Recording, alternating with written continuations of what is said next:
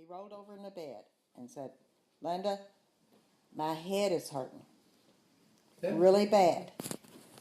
So I got up out of bed, went over there, and he was holding his head with both hands, saying, "Oh, oh, oh, oh." And he said, "Call Chuck." So I called Chuck.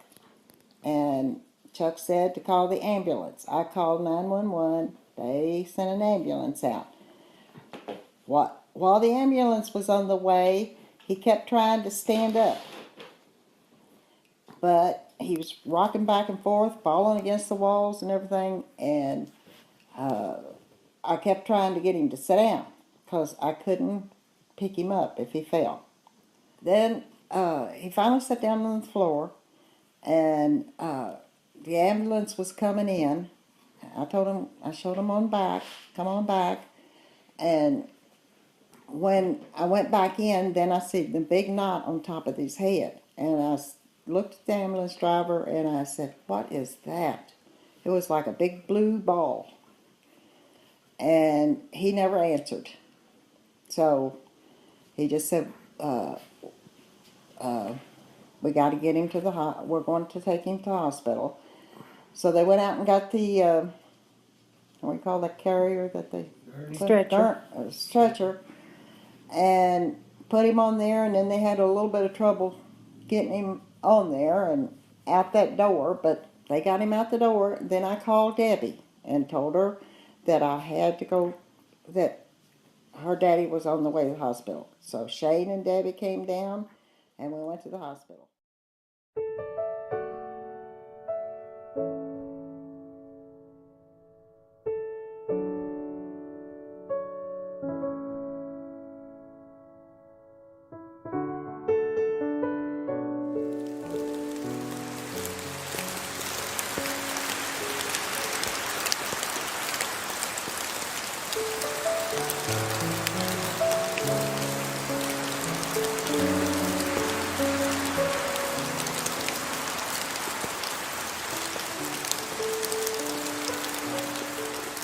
Okay, this is the way I remember it. A little bit before midnight, I get a call from Mom telling me that Dad was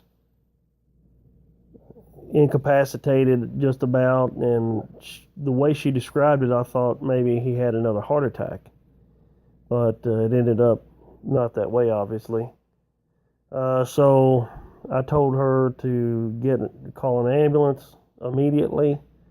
And so by the time I left, of course, work immediately, and by the time I got to the hospital, they'd either just completed the MRI or CAT scan, or they was just getting ready to go in for the first CAT scan. I don't recall, but it wasn't but a few hours later that Dr. Bernard showed up and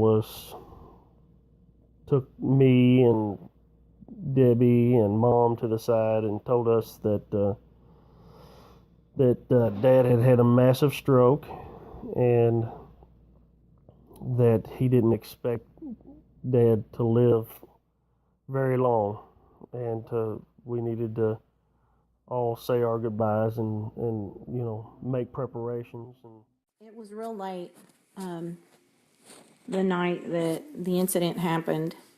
Mom called and said that Dad was being loaded up in the ambulance and being taken to the medical center, and asked if we could drive over there and get her. And of course we ran over there, and just something in her voice made me very upset and sick at my stomach. And so we got over there, and at that time he was already being placed in the ambulance and the doors were being closed. And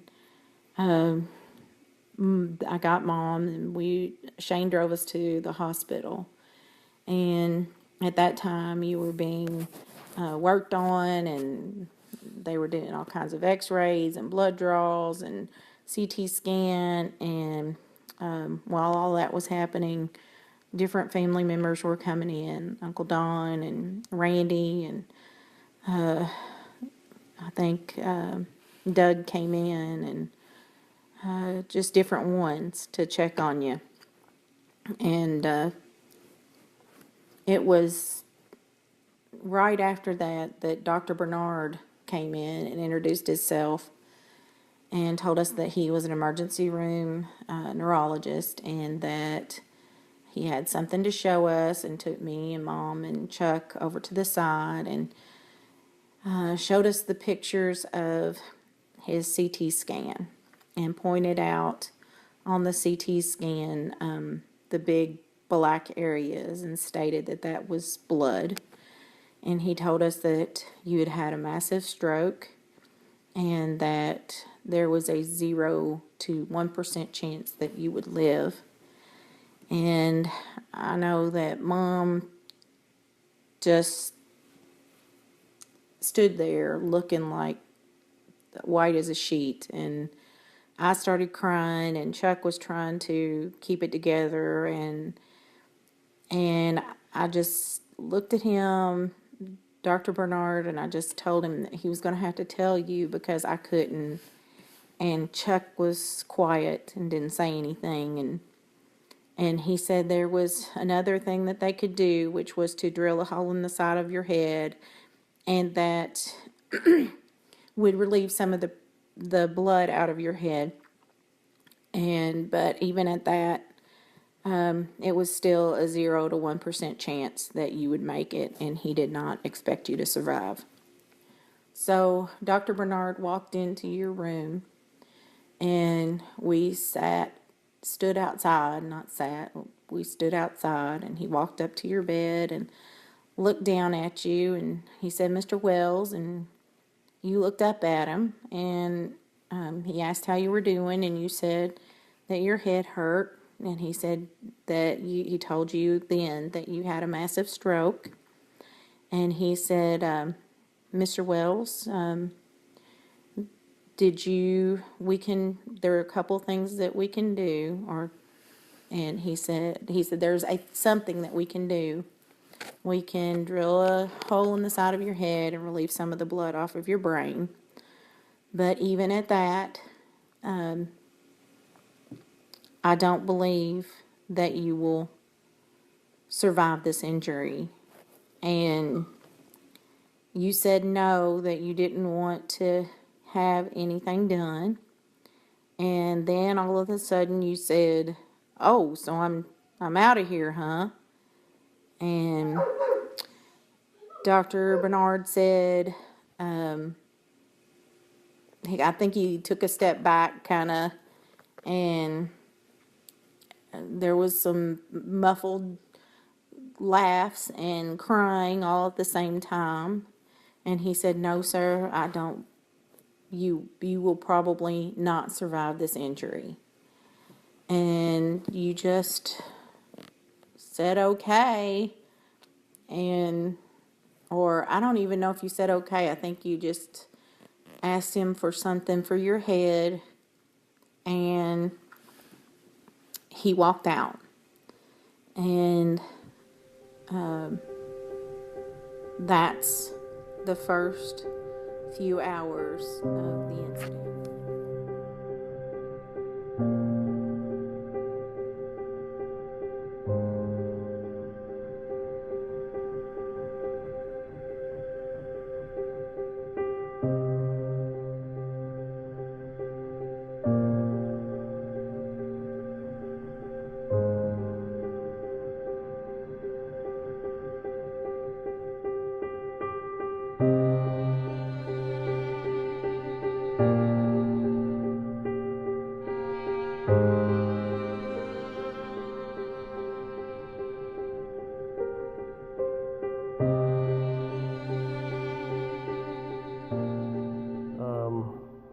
Later on, we had started to contact the hospice folks and make preparations for hospice. And I recalled that the Dr. Bernard had asked for one more CAT scan before we left, because we was just going to leave and wait for Dad to pass on. And in the hospice care, and So I reminded the staff that Bernard wanted one more CAT scan, and so they gave him a CAT scan, and Bernard called us, an hour later or something, and said, I'm not a preacher and I'm not trying to preach, but a miracle has happened. He said it always happens that the first day that the fluid on the brain increases significantly, and he said how much, and I can't remember, but it was significant, like 2/3 or half, and that not only did Dad's pressure on his brain, the fluid on his brain, not increase, but it decreased a slight amount. And of course, before he was saying that there was absolutely no chance. I mean, he said 99.999% chance that he would be gone before the end of the day.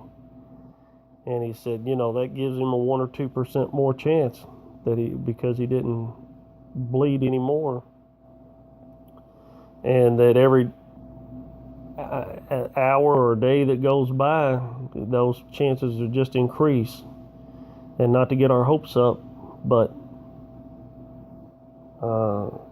we certainly, he said that he thought we might start treating him. And of course, we all jumped right on and said, of course, we're going to start treating him. So we immediately that's when we went from the floor that was just waiting for him to pass to the floor that we was on. And they started treating Dad for his blood pressure and for giving him fluids and the whole 9 yards. It was about 11:30 on that second night when Mom and I were just there by ourselves, and we were just kind of sitting with you, and Mom was in and out of it, taking her medicine to try to help her to get control of her nerves, and I just sat beside your bed and sang gospel songs to you and just kept thinking in my mind, God is good and he's going to take care of this no matter what. And that's how I dealt with it. And Brad came in about, I'd say 11:45 and was helping me to get Mom into the bed with you. And at first she said no, and then she just gave up because she knew that I wasn't going to give up. And she got in the bed with you and just put her arms around you, and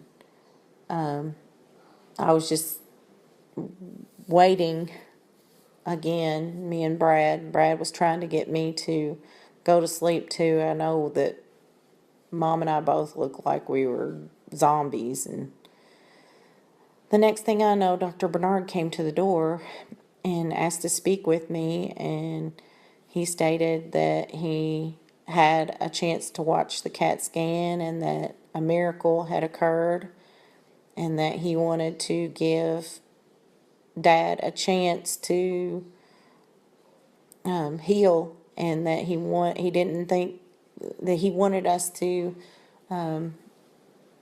be encouraged, but he didn't want us to get our hopes up that you were still in a very, very bad shape and that things didn't still look good, but the miracle was still there and he wanted to give God time to work. So he said that he would like to go ahead and start treating him again. So I remember just jumping around, and I told him, he was like, now don't get excited, we just don't know. And I told Brad was standing there beside me and I was crying, and I just told him, I said, I know that the Lord's going to take care of my dad. Amazing grace, how sweet the sound that saved a wretch like me. I once was lost, but now